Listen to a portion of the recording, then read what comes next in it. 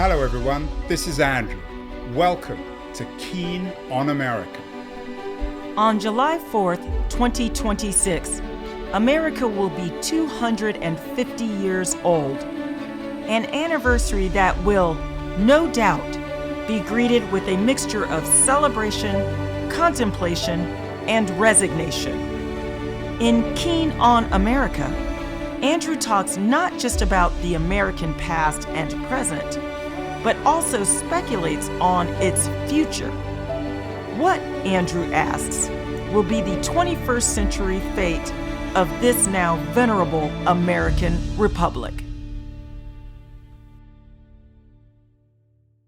Hello everybody, it is Tuesday, March the 11th, 2025. In these early days of MAGA, the American criminal justice system is coming under increasing scrutiny and controversy.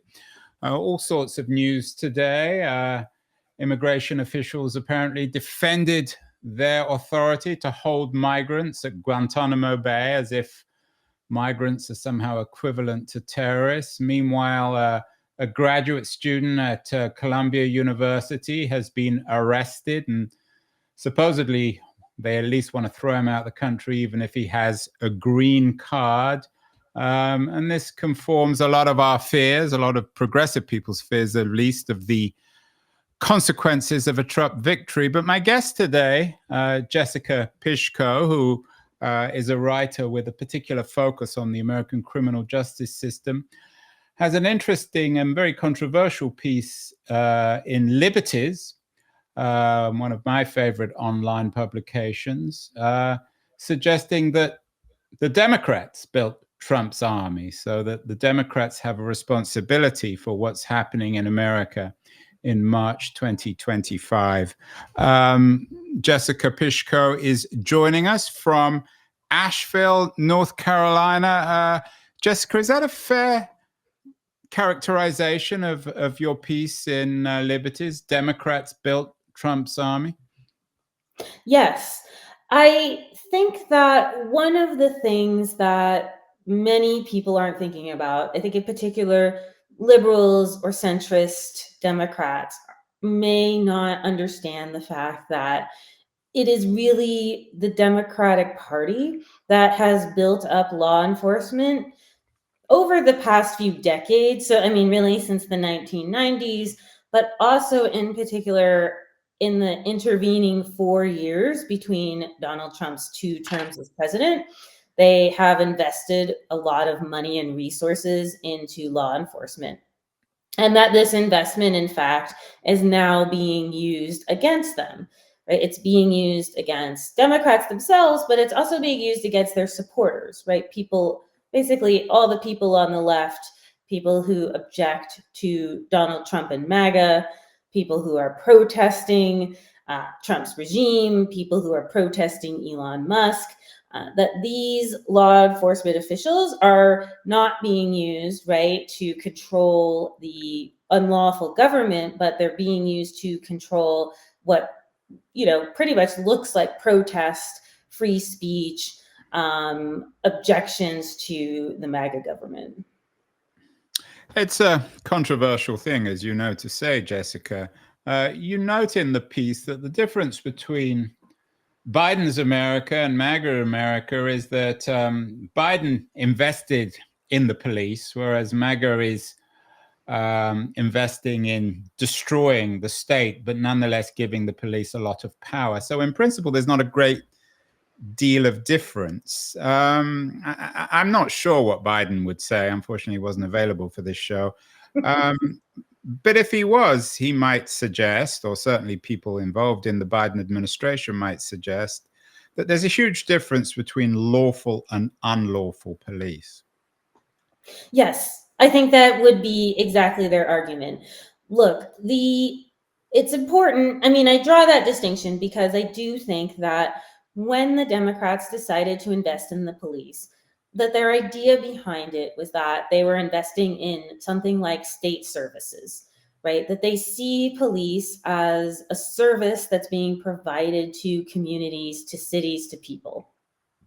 But I think that what they did not recognize at the time was that what they were actually funding was the growth of police and law enforcement that were not going to be willing to vote for Democrats. They were not going to be willing to support Democrats, and that they were all too willing to support and did support Donald Trump and MAGA instead.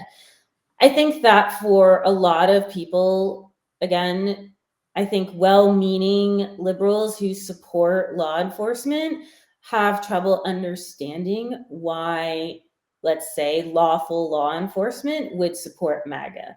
And I certainly want to say, I don't mean to suggest that every single police officer out there, I mean, there's, 18,000 law enforcement agencies in the country. So I don't want to suggest every single law enforcement officer out there supports Trump. But what we do know is that they did support Trump in large numbers the first time he ran. And we also know they supported Trump in large numbers the second time he ran. So I suppose that the question really that I was wrestling with was why? Why would you support a president who has no interest in funding you, right? It's a president who doesn't have a whole lot of interest in law. He is not particularly interested in following laws or even making laws. He's rather, and said explicitly, right, that he was much more interested in pulling the federal government apart, disinvesting from governments, right? I mean, we haven't seen a lot of disinvestment on the local level, although I think it will start to trickle down, particularly as Doge and Elon Musk are starting to use they're kind of using the cover of reducing costs to sort of sell off like municipal buildings, services. I mean, where I live, for example, Western North Carolina, it's a large rural area. We have a lot of federal government services, right? They support land use, they support farmers and ranchers, they support a lot of people in terms of healthcare. So, I mean, a lot of places in America and a lot of places that voted for Donald Trump rely on federal and state resources. I mean, certainly we just had a hurricane here not even a year ago. So we're still relying a lot on federal FEMA funding. So I think it could feel confusing to people, but I think that that while the Democrats' intent, I think, was intended to be good, to invest in good police, right? Police who follow rules, police who are respectful, right? Not police who are, discriminatory or violent. That what they failed to see was that police were not responding to this prompt. They were not changing their behavior in response to the additional funding from Democrats. And that what was really going on with law enforcement is that they were all defecting to Trump, that they had very little interest in supporting Democrats or aligning with the Democrat agenda. Are you saying then, Jessica, it's very controversial, but also I think interesting that, and the numbers aren't in yet, but I think I think most people would assume you're right that the police voted for Trump in a large majority. That the average policeman who votes for Trump is voting, if not against law enforcement, a conventional law-focused police use, but they're voting in favor of some sort of anarchy where they can basically go around and do whatever they like, beat people up, imprison them, torture them, throw them out the country. I do suggest that that's the case, and like I said, that's a pretty dark vision of police. And just to be clear, I'm not sure I'm the right person to suggest you're right or wrong. But last year you came out with a book called The Highest Law in the Land: How the Unchecked Power of Sheriffs Threatened Democracy. Again, a controversial book, but it had quite a big impact. Tell me more about your interpretation. You've obviously done a lot of footwork when it comes to the police. What are they like in America? Well, I mean, I want to say, first of all, that naturally it's diverse. Like I said, there's 18,000 agencies in the United States. We have millions of people work for the police. Not only are there sworn officers, We also have unsworn law enforcement, right? There's work in police departments who aren't on their phones. They respond to 911, right? So we have a variety of police states. Now, in Trump's both first and second run, well, actually all three of his runs for office, police unions backed him. So the reason why that's important is that police unions previously had not backed presidents at all. So to think about this, right? Most police, sort of setting aside federal law enforcement, most police are local. They're concerned with local issues, right? So what's the speed limit? Should there be a traffic light at this place or not? Is there a particular corner where people are drag racing? Are we getting complaints about, thefts? This is what police do day to day, right? They're very local. Now, and the other thing about Donald Trump and his coalition, MAGA coalition, is they don't support unions. Police are, of course, one of the few groups of people in the United States who are consistently unionized, right? They have a lot of protections in terms of their pay, in terms of severance, in terms of their pensions.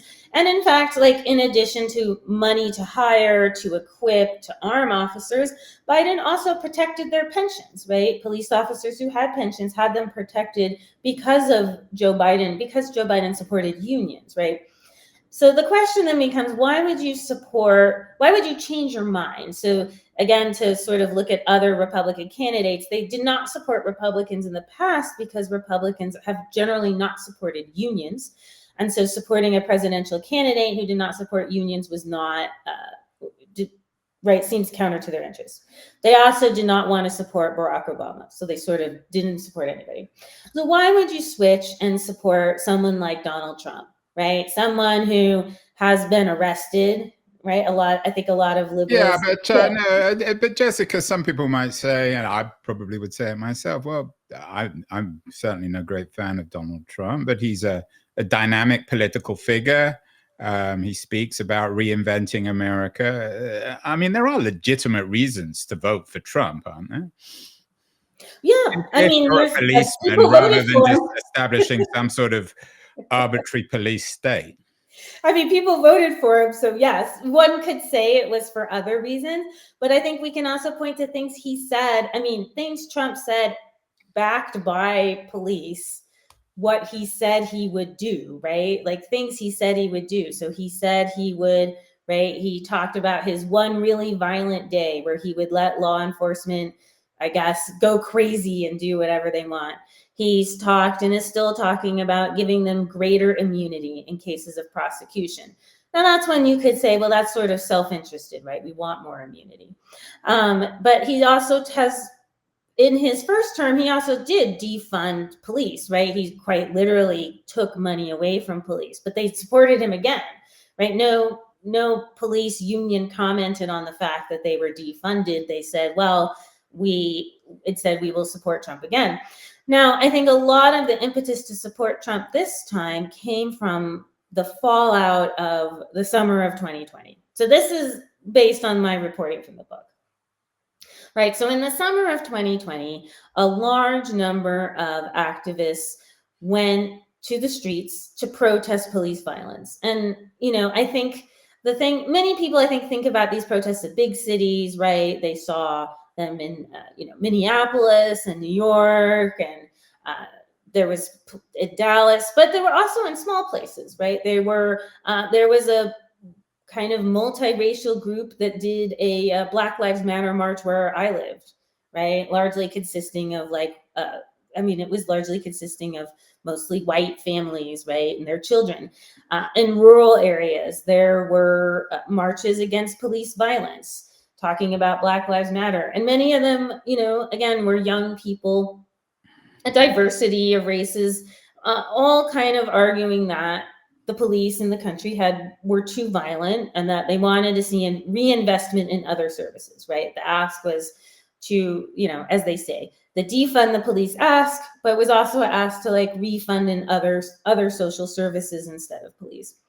And the response to that protest, I think, a lot of people talk about maybe the response to COVID, but I think the response to these protests were very, very powerful, right? That people in all sorts of places across America, right, not just big cities, but rural places as well, became really polarized against this idea of young people marching, saying that they wanted to see less violence. And that might remind us of other student protests, right, that have generated a great deal of controversy, right? When young people of a diversity of backgrounds demand usually less violence and change, that tends to bring about a great deal of anxiety. And that what happened very quickly was that this idea of defund the police became attached to Democrats, right? And I do think some people and we've done a number of shows on this, yeah. Jessica. Apologies for jumping in here. Oh no, go ahead. And you know these criticisms better than I do. A lot of people argue that defund the police was incredibly unpopular, may have even been one of the areas which cost Democrats votes in the last election. We had David Leonhardt, for example, on our show a year or two ago. He has a book, Ours Was the Shining Future, of the story of the American dream, in which he suggests that one of the reasons why the Democrats have lost political power is because of their failure to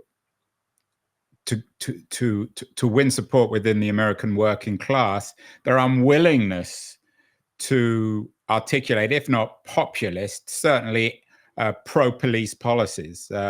So this could be interpreted as a vote loser in what you're saying, isn't it? Yes, I mean, and I'll be quite upfront that, like, I very much disagree with that with that interpretation. No, I know. I can imagine. We'll get you and Leonhardt on the show. It'd be interesting. I will be happy to debate. I mean, I'm happy to explain again. Like, I could explain what I would argue actually is that, in fact, the protests of 2020 are what got Joe Biden elected. Now, I think it is true to look at the impact of the protests in the 2020 election, and then in the 2024 election, we're looking at a very different thing. But in the immediate aftermath of the 2020 protests, in fact, I don't think we would have gotten Joe Biden elected without that motivating force of protest that summer. And like I think that one of the things that people who are arguing that defund the police was harmful is I do think they are not understanding that the movement was popular. Like, it was popular in many places, and it was popular with a lot of people who voted for Joe Biden. It was popular with young people. It was popular with suburban women. It was popular. It was also profoundly unpopular, which is one of the reasons why Trump got reelected. Right. So I think that is the result of 4 years of police propaganda in the aftermath, right? So as immediately as it happened, law enforcement and their very, very large propaganda apparatus immediately began to first attach defund the police to Democrats. So just to lay out the facts, nobody defunded their police department, right? It really didn't happen. I would say that the Democratic candidates for president talked about it, engaged with the issue of, racial violence and police violence. But nobody defunded the police. It's fair to say. And then very quickly, right, a year or two into his presidency, Joe Biden said, I will fund the police. We're not defunding the police. I will fund the police. I love the police. However, no police, that did not appeal to any police. There were no police who said, oh yeah, you're right. I really think Joe Biden is correct on this. I'm going to support him instead. Even though he said multiple times, and he supports the police. I believe he genuinely feels this way, right? He genuinely supports police. He did fund police. He added, 100,000 police in the streets. So, but this did not persuade any police officers or police organization to transition their alliance. Okay, so let me revise the question, Jessica. You keep on making this point that the police voted strongly for Trump against Biden, and a lot of this piece is about the Democratic Party rather than Trump. Right. What could the Democrats have done under Biden to win the support of the majority of police officers in the last election? What would I they have do had not. to have done? Or are you arguing that it's impossible, that they were so wedded to Trump's charisma or politics or racism or whatever it is that it was impossible to win the support of the police? I would argue that it was a fool's errand.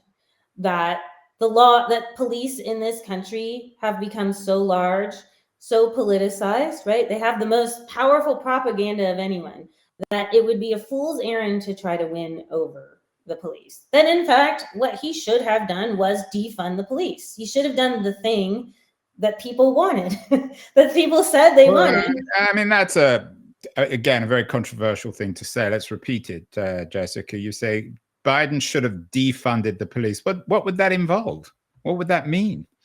The other issue is that the truth is on the federal level, like, to be clear, the way police funding works. Most police are funded locally, right? They're funded through cities, they're funded through counties and states. There's a little bit of funding on the federal level. Now, one of the things they do on the federal level is they have a particular grant program that they give. It's called the COPS program, and they give it to communities who apply. It's like you apply for this grant, you get a grant to do, usually it's to hire extra police. And what Biden did was put more money into this COPS program and give out generous grants to law enforcement, right? So that they could hire more police, because the police were saying that they were understaffed. I will add, of course, that this did not solve the police. The police claim they were understaffed. I'll point out they've stopped saying they're understaffed, even though staffing numbers haven't changed at all. The staffing numbers are exactly the same as they were under Biden, but now they say, oh, well, we're okay now. We don't need more staffing. But so really what he's doing is setting policy, right? And one of the things that Biden said he would do, in addition to this funding, is he said he would pass laws, right? There was supposed to be a bipartisan bill that would regulate police, right? We were supposed to create a national database of police misconduct. We were supposed to encourage police departments to stop doing, chokeholds. They were going to install various safety measures, right? There were things attached that were supposed to make it safer. That didn't happen, right? Those things didn't happen. Biden passed an executive order. All the executive order can really do is require things for federal law enforcement. So we got some changes, mostly changes for Border Patrol, which Border Patrol did not like. Border Patrol did not like the fact that they were being told that they had to reduce the use of certain violent procedures. But what we did see in states was we saw states did pass laws. A lot of states passed a lot of laws trying to put limits on, to say, we need you to be certified to reduce police violence, right? We're trying to reduce prison populations. But because of this sort of, I think, natural, both the tendency and the fear of Democrats of losing law enforcement, a lot of them, they rolled a lot of this back, right? Police lobbying, Democrats became persuaded this was not in their favor. They rolled a lot of these back. So the truth is, right, more people are shot by police today. More people are dying in jails today. More people are in prison. So we have literally a bigger, more violent. So in your view, you got, with the Democratic policy, you got the worst of all worlds. They lost all the votes to the Republicans, and at the same time, the police state was compounded. How would you respond to many people who say, well, I want more police on the streets. It makes me feel more secure. I don't want to defund the police. This is something that, particularly in poorer neighborhoods, my understanding is people feel quite strongly about this. I think that it's very reasonable that people want to feel safe. And it's true, right? If you have your car broken into, even if you have your car window broken, your storefront window broken, your house broken into, right? People driving too fast and hitting kids who are trying to walk to school. These are bad, right? These are absolutely negative consequences that people do not like. But here is the problem. The police do not do those things. They do not stop cars from being broken into. They do not stop people from driving too fast. They do not stop thefts. They do not stop murders or sexual assaults or any of the things that people say they want. They do not stop it, right? In the first instance, they respond only after a crime's been committed. In the second instance, if you look at rates of crime solving across the country, they're piteous, right? Police. So are you suggesting they do not stop? You're suggesting that if you just got rid of the police entirely, crime wouldn't go up? Well, I think that that's misinterpreting the ask, right? Of course, if you create a negative space, so like this is where I would say what Trump is doing, a negative force. We're just not going to do anything and let everything like dissolve into entropy. That would not work, right? Yes, no, of course that would not work. That would be bad. But what the real ask was to reinvest in communities, right? To make streets safer, to make neighbors more invested in each other, to create, to fund schools and public libraries and healthcare and things that do keep people safe. Things that actually help everybody, right? That help rural people. But why can't you have both? I mean, there's no reason why you can't invest in schools and libraries and public space and at the same time also invest in police. No one's done it. I mean, I think the problem becomes we have a limited amount of money. And so what people do is they say, well, I don't like the houseless encampment in this corner, right? And so what could you do? You could do a lot of different things. But what cities tend to do is say, well, we'll send police. They don't want to do something else. We could do unarmed responders to mental health crises, for example, which would prevent maybe some police shootings. But they say, well, we don't want to do that. Police say, no, we don't want to do that. That's not safe. That's taking money away from us. Because the truth is, the truth that police don't really want to say is that if you shift money around, there will be fewer police. You just won't have as many. They don't have the money. Are there individuals within the Democratic Party who, in your view at least, have a correct vision for how to defund or reinvent the American police force? I think that there have been some, a lot of them on the local level. I mean, look, there was for a lot of time, and something that Republicans kind of on the local and federal level pushed back against, a lot of ideas of, let's say, electing prosecutors who said that they would, what so-called progressive prosecutors, which is a term I sort of quibble with, but prosecutors who said, I'm going to use my power and I'm going to focus on, let's say, prosecuting people who commit violent. We're going to focus on solving and prosecuting people who commit violent crimes, right? So this is like Larry Krasner in Philadelphia. I'm going to focus on solving shootings. I'm not going to, sentence juveniles to like life without parole. I'm not going to, focus on, I'm going to take the people into consideration. And what I would say is Larry Krasner, who has remained, is very popular, right? He's gotten reelected 3 times. He's a very popular prosecutor. And, what he's really doing is just investing his resources wisely. But what I would also say is that Donald Trump and Ron DeSantis and many other Republicans have declared war on these people, right? I mean, there's like an intentional war going on against any kind of, saying, well, we ought not to use the criminal justice system for everything. There was an intense propaganda war, but an intense, like, real war. I mean, Project 2025 said, I will send the Department of Justice after progressive prosecutors. This was like a thing Donald Trump ran on. But you can't blame the Democrats for that. When your headline of your piece says Democrats built Trump's army, all they did was build a stronger police. That's not Trump's army, or it shouldn't be Trump's army. They certainly didn't intend it to be Trump's army. I don't think they intended it, but if they knew Trump was likely to win, at the point where they were aware that Trump seemed like he might win, I think they should have thought more about what they were doing at the time, right? I mean, I also point out things like, I think it's fair to point out that Joe Biden, for example, did deport a lot of people. In fact, I think according to Cato, he was deporting more people than Trump has been. He was the one who started to prep Guantanamo. to hold some Haitian immigrants. So that, I mean, we know that Biden started to invest in private prisons. Look, certainly I understand you can't run your presidency like you think the other side is going to win. I think with Joe Biden, there's probably questions of like, I think there's now some questions of like who was running what at what time.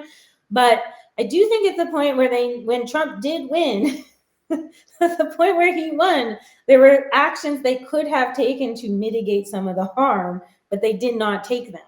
They knew what Trump would do. I think it was not like a mystery that Trump was going to start mass deportations.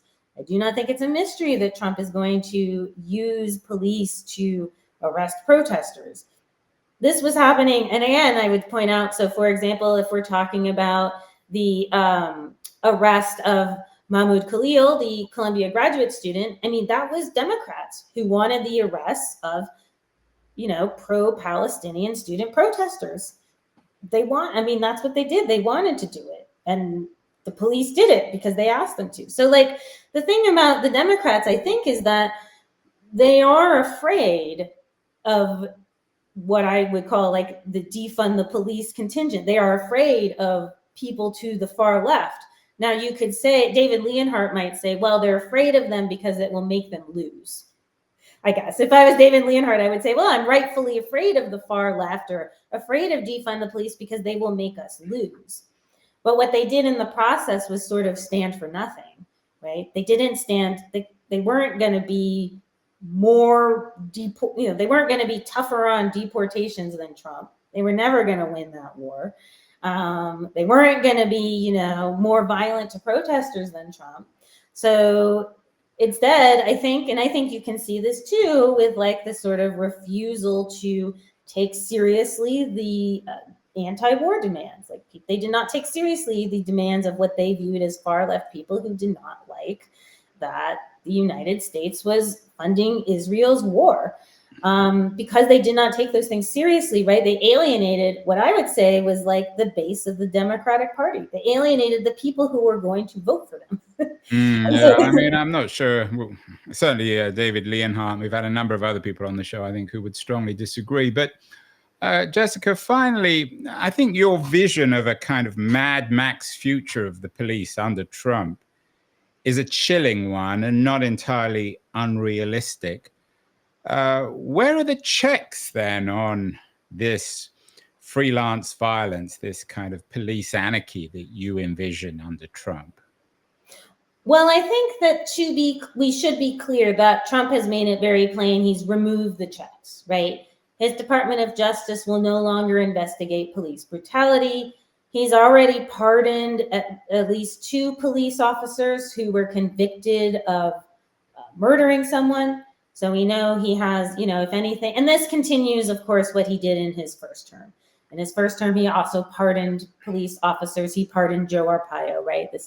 He's pardoning officers that are, that he sees as wrongly convicted. He pardoned the J6ers, right? So he left anyone in the Capitol Police who were attacked, he left them out to dry. He said he wants to give the police more protection. So it's pretty obvious that this is not going to come from the federal level, just to be honest. So where will it come from? Well, it's going to have to come from the local level, right? It's going to have to come from states. I do think that there are states who are committed to this, right? It's going to have to come from states. It's going to have to come from localities, from counties and cities. And I do want to make a pitch, if I may. I want to make a pitch that reducing police power actually is working class solidarity. So I'm going to make another controversial pitch, which is to counter, I think, the David Leonhardt version, to say that if you look at who is arrested, so let's look at the J6ers, let's look at people who are arrested, right? So certainly, disproportionately, they are Black, right? Disproportionately people of color, disproportionately Indigenous. But what's the other very large category? Actually, it's white men who are poor, right? These other very large segment of people who are arrested and go to jail are white men, especially poor white men. And these are in my view, these were the people that I thought the Democrats were trying to court. If you talk to them, they are not big. They have been arrested. They are not the biggest fans of the police. They actually see, right, people who are poor see the excesses of police power.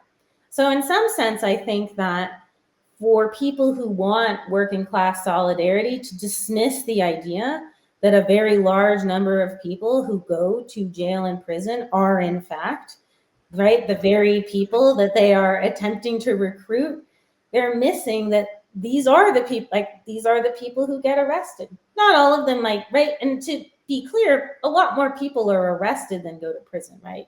Lots of people get arrested for all sorts of things. There's something like, it's like several millions of arrests every year. And again, especially like, for example, where I live in Appalachia, a lot of those people who are arrested are poor. They are people who are white. I take your point, Jessica. It's, again, a very controversial but interesting thesis. But it's particularly depressing that you don't include, in terms of checks on the Mad Maxes of the American police force, checks from within the police itself. I mean, certainly Hollywood and mainstream media portrays the police as being perhaps sometimes made up of some bad apples, but lots of good apples too. Are you suggesting that they no longer exist, that there no longer are policemen in small towns in America who are against this indiscriminate policing of just pure violence and self-interest and even looting? I think that there are individuals who are against it. But what I will say is that the harassment and bullying that happens within police, right, the sort of blue wall of silence, is very intense. What I will say is, if we look at the demographics of police, the people who are leaving the police profession are Black people. So for a while, law enforcement was diversifying. More Black people were joining. What we now see is they are leaving. What that indicates to me is that they have decided it is not worth it to them. And I think if you look at, let's say, the Los Angeles Sheriff's Department, right, a law enforcement agency that's long had gangs, that's a place that's tried very hard to police itself. They even have a civilian oversight commission dedicated to policing them, right? They have multiple apparatus policing the Los Angeles Sheriff's Department. And yet the gangs haven't gone away and they haven't stopped. And there's multiple like structural reasons why. But the fact that those structural reasons continue to exist means that, right, the apparatus, the sort of, I mean, I think the point I want to make is that it is the structure itself. It is the structure of policing itself does not lend itself to reforming itself. Well, in these depressing times, if you want to be even more depressed, you need to read Jessica Pishko's Democrats Built Trump's Army. Maybe the extension, Jessica, is Democrats Built Trump's America. Maybe that should be the title of your next piece, or even a next book. You're brave to come up with this thesis. I personally am slightly skeptical, as you can tell, but it's an important argument. Thank you so much, and keep safe, keep well, keep making these slightly outrageous arguments. Thank you so much. Thanks for having me on. Can I step on the sea?